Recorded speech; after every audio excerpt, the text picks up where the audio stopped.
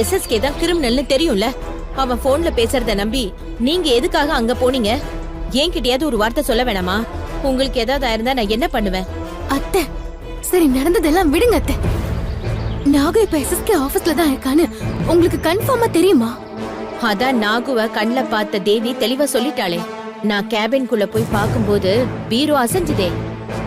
நாகு அதுக்குள்ளதான் இருக்கான்னு எனக்கு நிச்சயமா தெரியும். எஸ்எஸ்கே கொஞ்சம் கூட இறக்கமே இல்லாம அந்த பீரோக்குள்ள நாகுவ அடைச்சு வச்சிருக்கான்.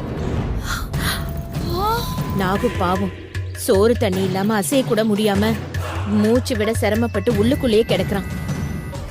ஐயோ, அப்புறம் ஏன் அவனை அங்கேயே விட்டுட்டு வந்த? அவனை கூட்டிட்டு வந்திருக்கலாம்ல. அப்படிதான் நானும் நினைச்சேன் ஜானகி. ஆனா வெளியில இருக்கிற எஸ்எஸ்கே சிசிடிவிய பார்த்தானா கிளம்பி வந்து மொத்தத்தையும் கெடுத்துருவான் அவன். அதனாலதான் கிளம்பி நான் இங்க வந்துட்டேன். இப்ப நாகுவோட நிலைமை என்னன்னு தெரியல. அவன் உசுரோட இருக்கானா இல்லையா ஒண்ணுமே புரியல. ஐயோ அத்தை,